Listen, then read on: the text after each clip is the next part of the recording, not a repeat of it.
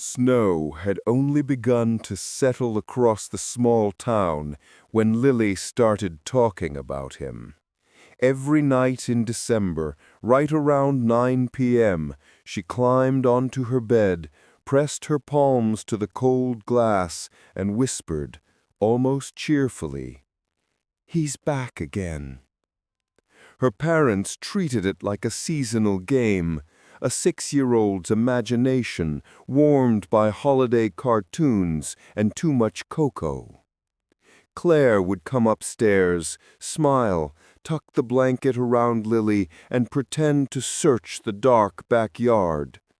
But tonight felt different. The house was quiet in a heavier way, as if the walls themselves were listening. The wind carried the sharp smell of pine from the woods behind their property. "Where is he now?" Claire asked, expecting another innocent answer. Lily didn't smile. She pointed toward the tree line, her finger trembling just slightly. "Right there. He's waving. He waves every night, so I know he remembers me." Outside, nothing moved. The pale snow lay smooth and unbroken. The trees stood like dark ribs against the sky. Claire squinted, half amused, half unnerved by her daughter's seriousness. "What does he look like?" "The coat is red, but the beard is wrong. It shines too much, like ice when it cracks." Claire let out a soft laugh, though her throat felt tight. "Honey, he gets closer every night because Christmas is soon. He said he walks, not flies. He likes to take his time." The room suddenly felt colder. Claire pulled the curtain shut, kissed Lily's forehead, and tried to shake the unease off her shoulders like snow. "Sleep now. No more Santa tonight." Later, after midnight, Claire woke without knowing why. The hallway was dim. On her way to the bathroom, she paused. Lily's curtain was open again.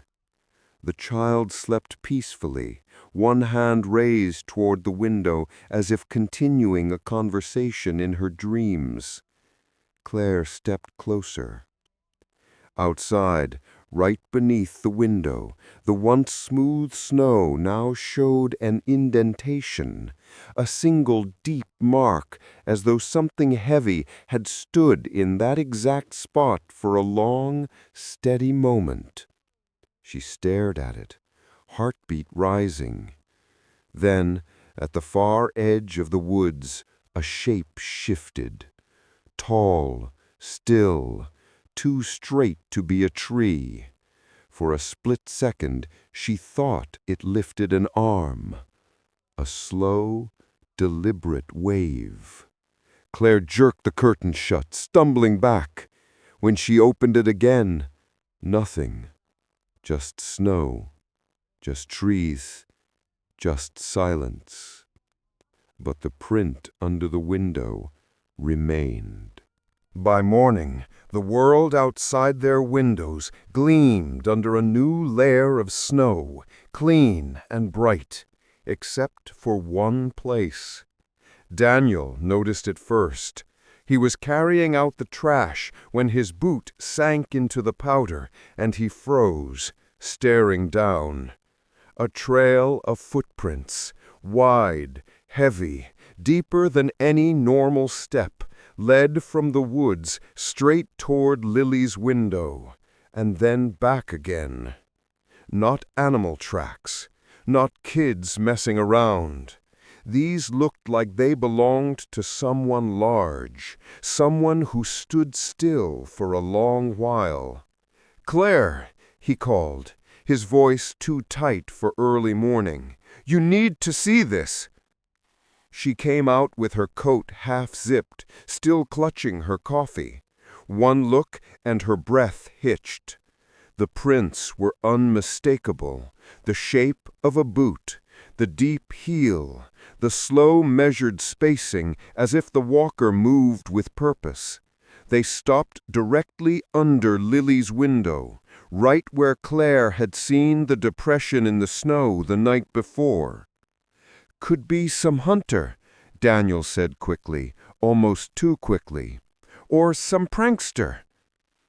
"Hunters don't wear boots like that," Claire replied. Her voice had dropped to a whisper. "And pranksters don't just stand still for minutes."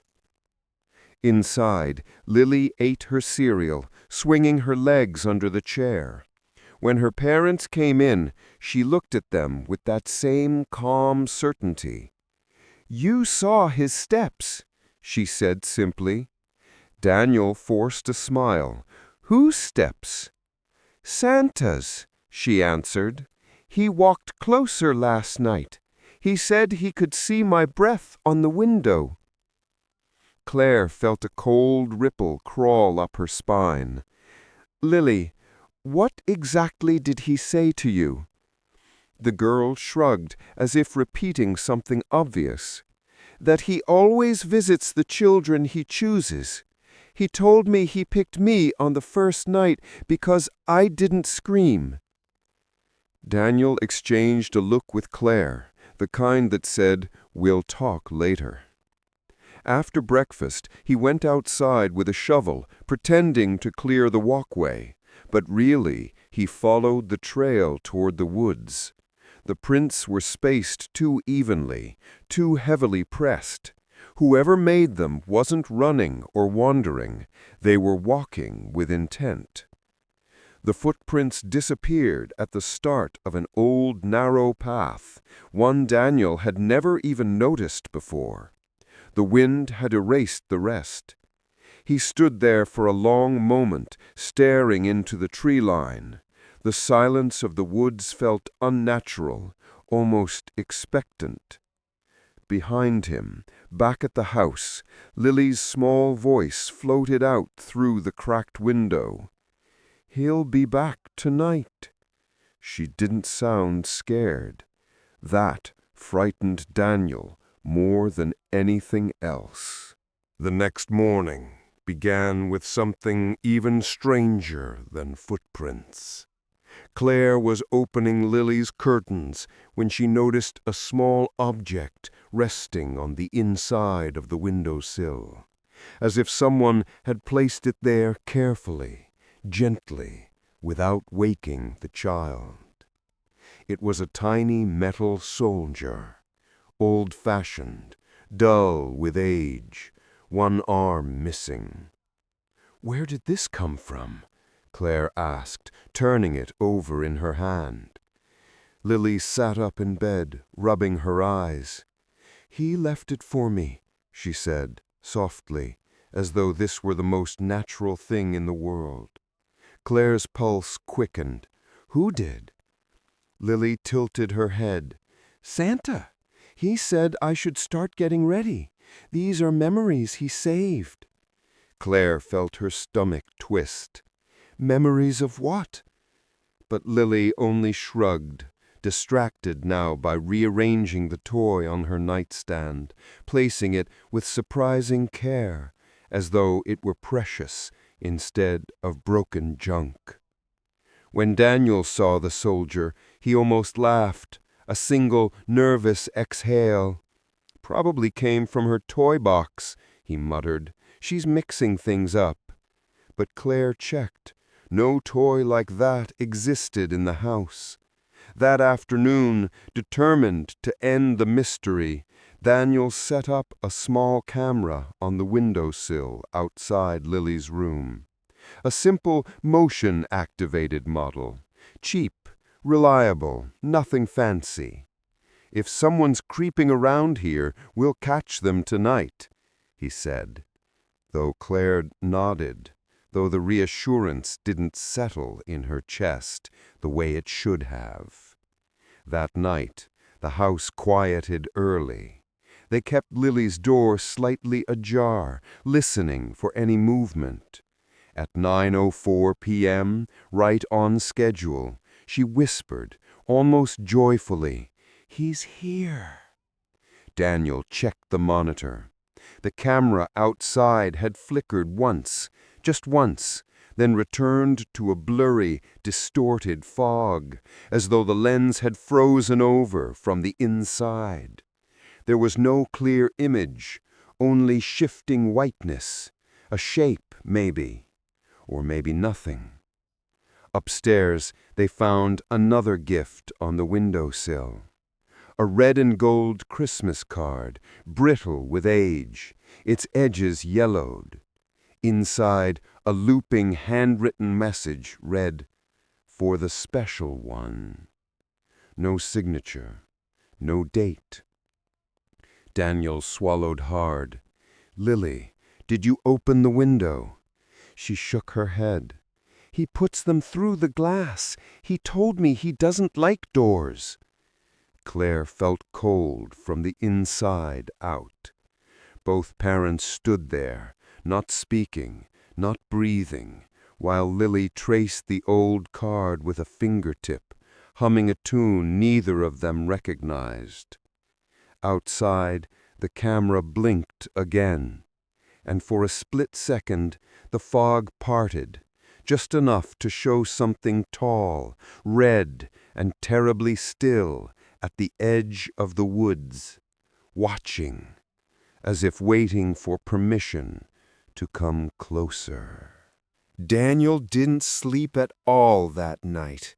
Every time he closed his eyes, he saw the blurred red shape on the camera feed, tall, unmoving, like it had all the time in the world. By dawn, he'd made a decision. "I'm going out there tonight," he told Claire over a cold cup of coffee. "I'm done waiting for him to come closer." Claire didn't argue.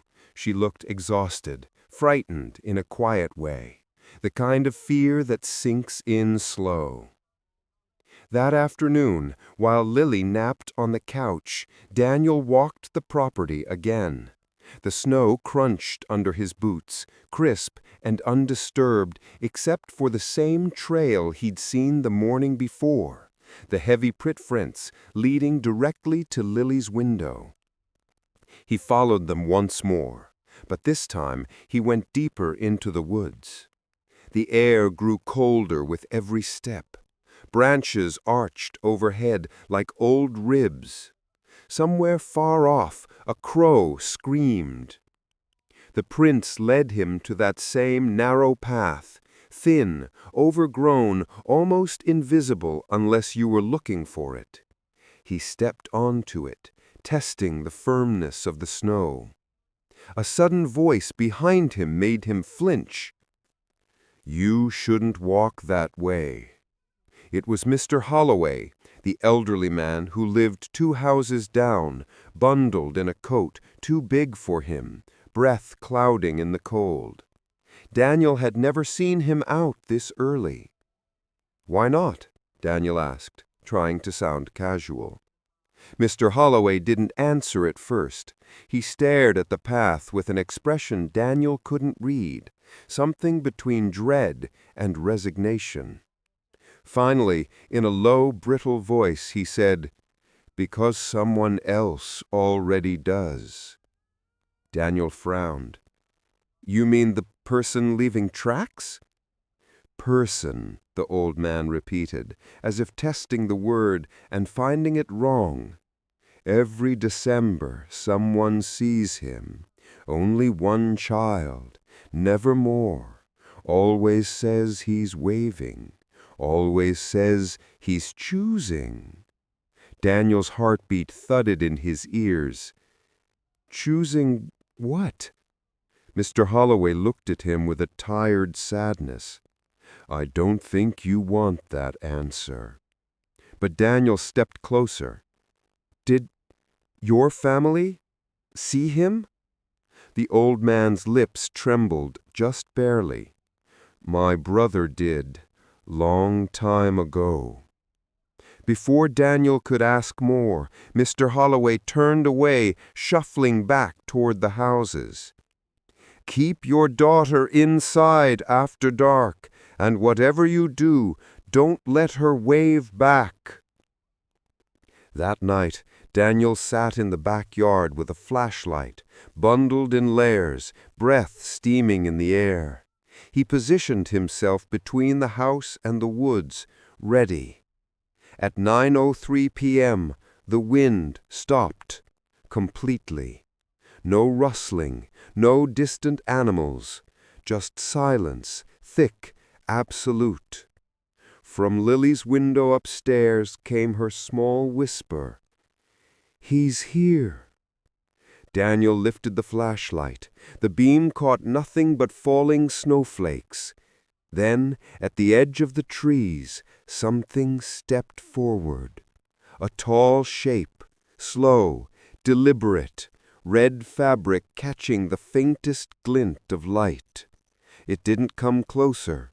It just raised one arm, a long, heavy gesture, and waved. Not at Daniel, at the window behind him, as though Daniel wasn't even there.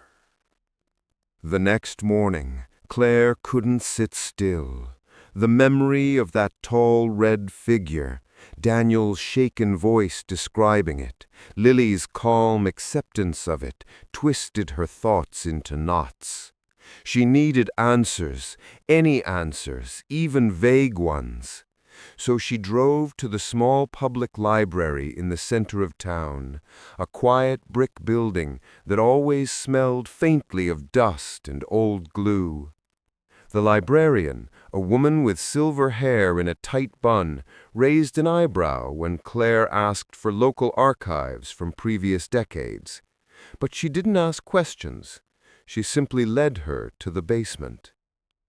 The old files were kept in metal cabinets that groaned when opened. Claire pulled out the drawer labeled "Seasonal Events, Winter," and leafed through brittle newspapers until she found what she wasn't even sure she was looking for. A headline from 30 years ago, quote, "Local child claims nightly visits from Santa-like figure," unquote. Her breath caught. The article described a boy around Lily's age. He had insisted that Santa stood outside his window every December night, waving at him, sometimes leaving small gifts, handmade toys, vintage cards. The parents thought it was a game. The next clipping made Claire's stomach drop. Quote, "Family home damaged in Christmas Eve fire. Child hospitalized," unquote. The details felt too close, too familiar. The boy survived, barely. A late-discovered heart condition had almost killed him during the smoke inhalation. A doctor quoted in the article said the child should have been examined months earlier. A third article mentioned something else. The boy claimed that before the fire, the visitor told him, "Your December is ending soon." Claire shut the folder with trembling hands. When she came home, the house felt wrong, too still, too cold despite the heating. Daniel was tinkering with his broken flashlight, trying to pretend he hadn't been scared last night. "I found stories," Claire said quietly. "Other kids, other Decembers." Daniel looked up sharply. "And?" "Every time the child saw him, something happened. An accident, an illness, a fire. And each time the parents said the same thing. They thought the gifts were a prank. They didn't know the child was sick until it was almost too late." Daniel swallowed. "So what is he then? A warning? A threat?" Claire couldn't answer. She couldn't. Upstairs, Lily was drawing at her little desk. She didn't look up when her parents entered. She was sketching a tall figure in red, standing among trees. His beard was jagged, sharp-looking. His eyes were two empty circles. "He told me something new today," Lily said, still coloring. Claire's throat tightened. "What did he say, sweetheart?" Lily smiled faintly, as if repeating a compliment. Quote, "He said I'm doing so well, and that he can't wait for Christmas Eve. That's when he finishes choosing." Unquote.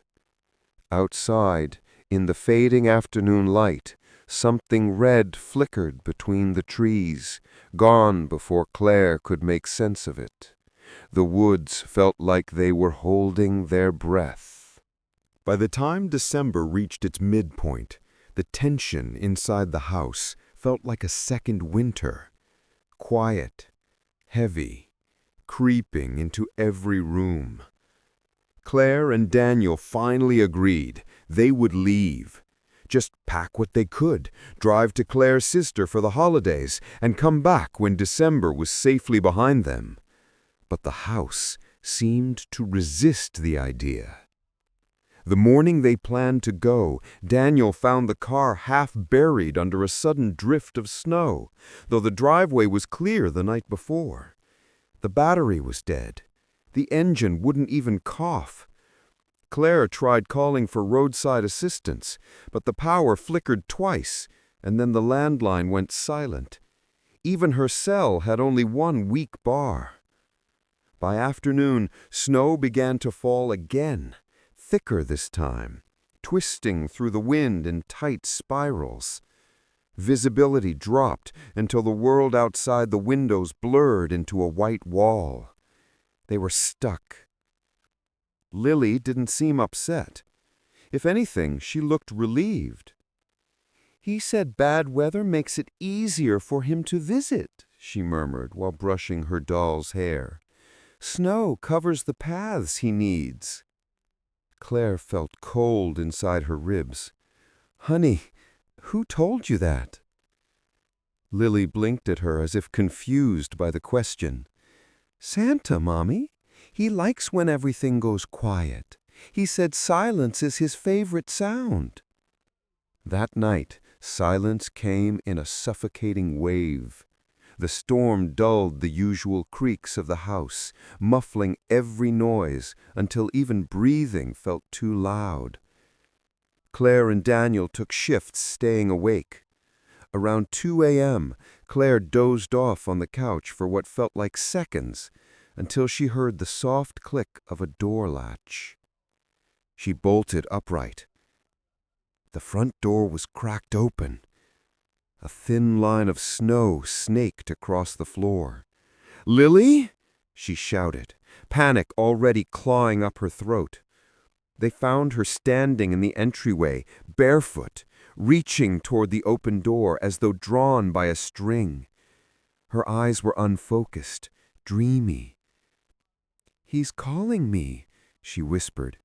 "He said the trip is almost ready."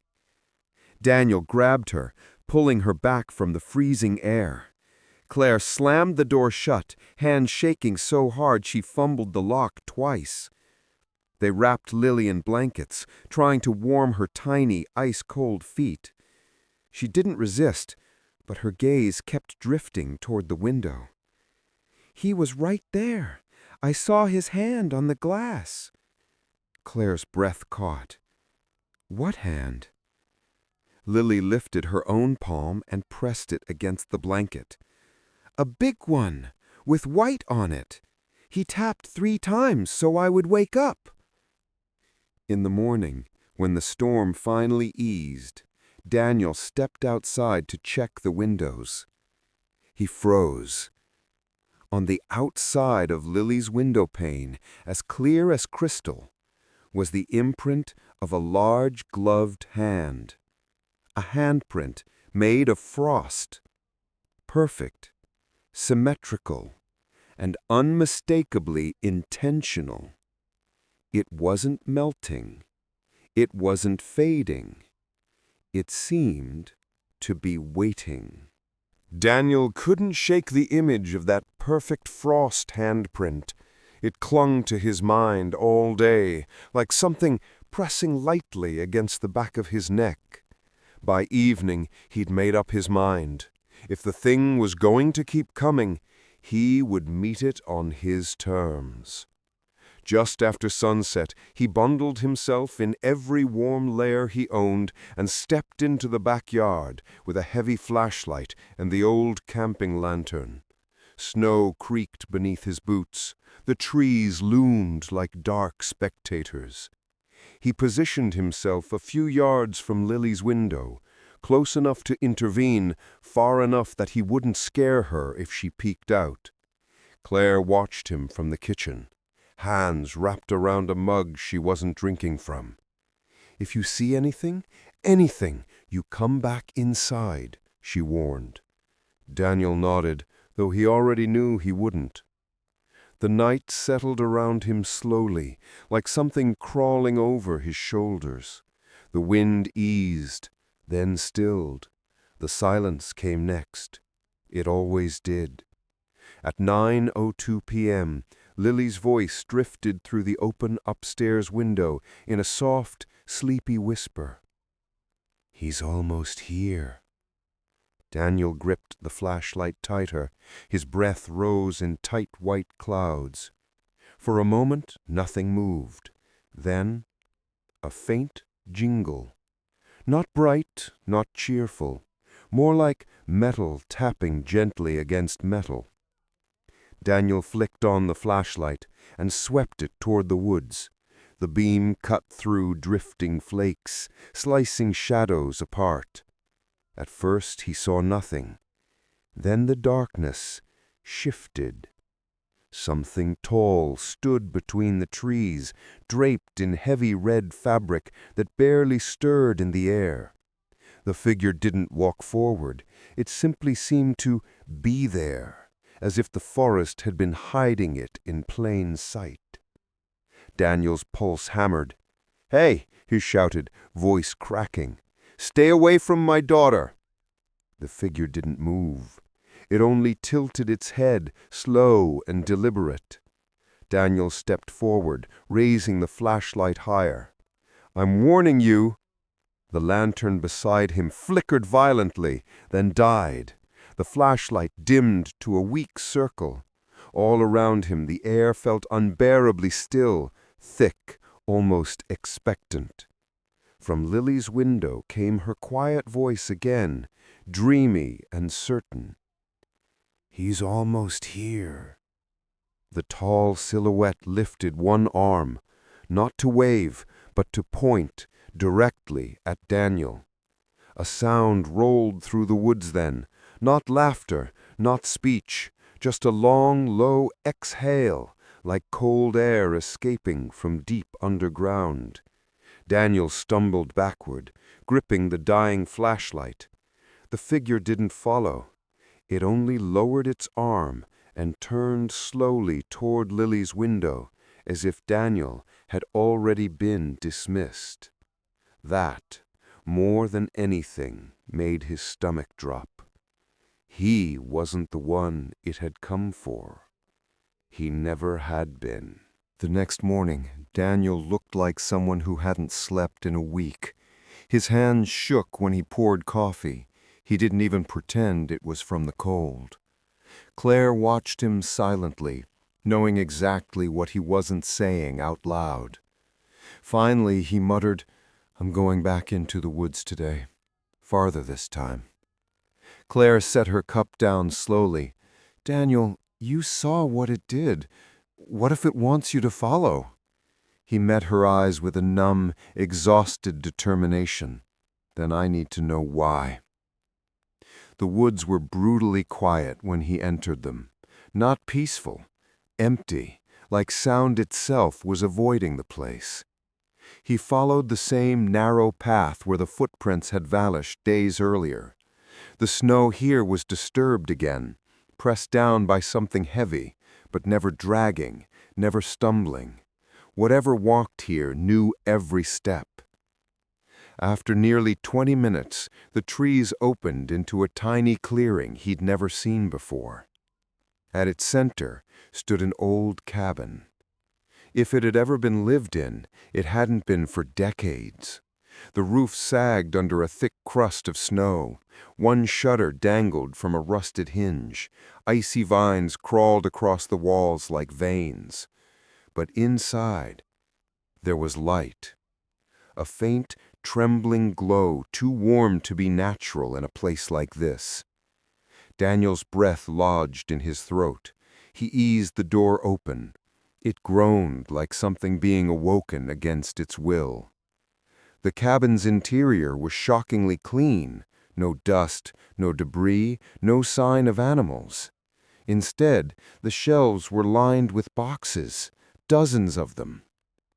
He stepped closer and opened the nearest one. Inside lay a stock of children's letters. Not modern ones. These were yellowed, fragile, marked by blotchy handwriting. Each envelope was addressed simply, "To Santa." Names and return addresses varied. Years spanned decades. Daniel's stomach tightened. He opened another box.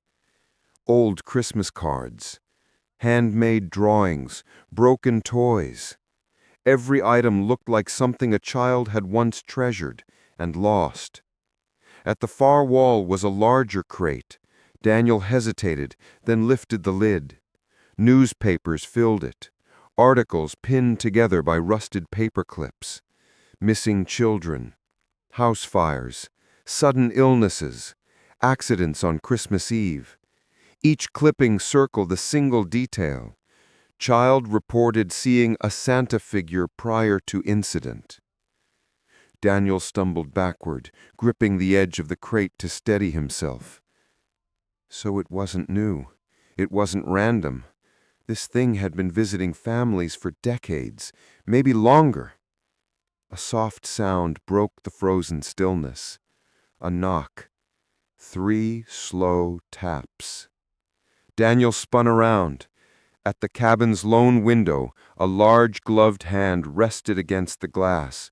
Frost was already forming beneath it, spreading like spiderweb cracks. The hand didn't try to enter. It simply pressed there, patient, steady, as if reminding him, "I know where your child sleeps." Daniel stumbled backward, heart punching his ribs. The hand slid away. The frost remained, perfect and crystalline.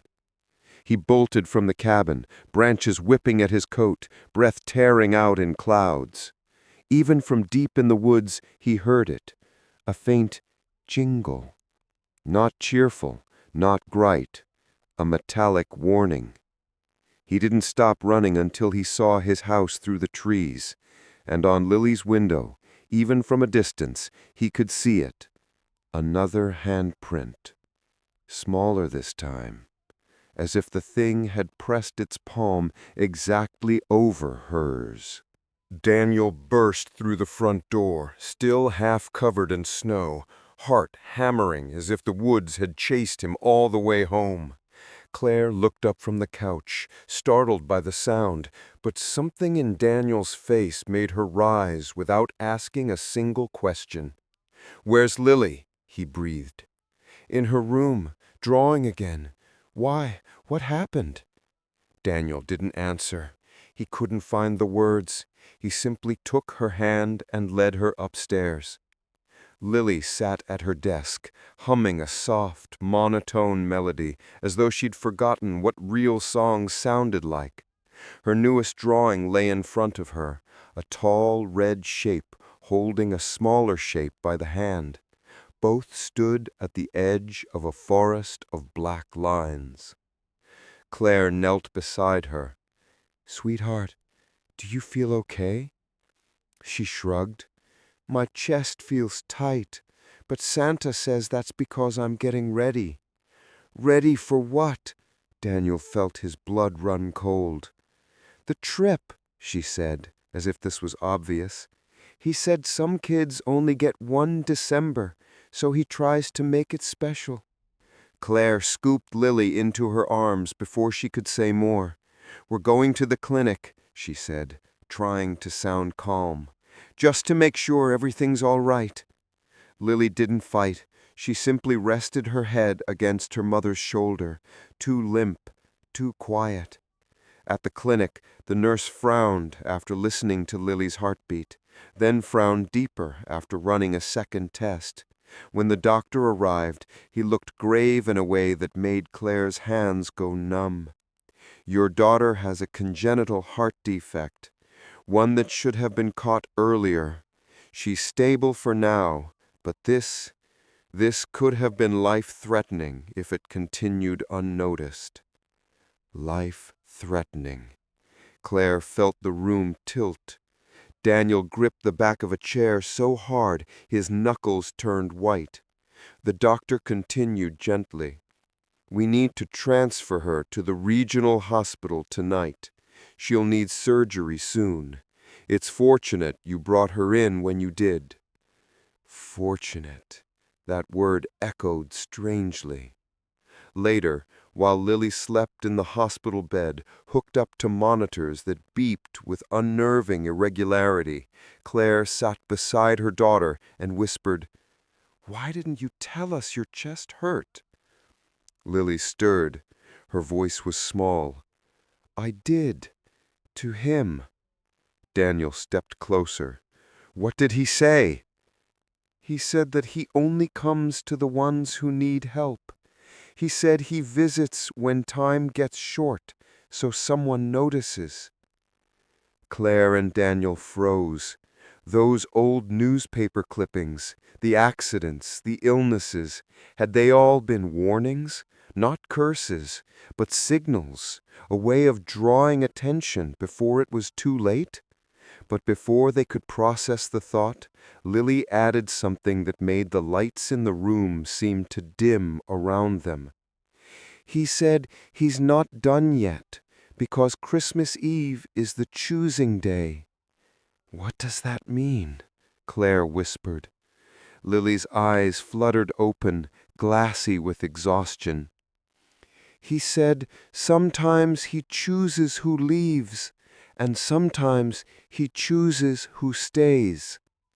Then she fell asleep. Outside the hospital window, snow drifted softly under a street lamp, and for a split second a tall shadow passed through the light, moving with the slow, deliberate grace of someone who had never once rushed. Lily's surgery was scheduled for the evening of December 24th. The hospital halls were quiet, lit only by strands of cheap tinsel and a flickering plastic wreath near the nurse's station. Claire and Daniel waited outside the operating room, hands locked so tightly their knuckles were as pale as the snow outside. The doctors moved quickly, speaking in soft, clipped tones.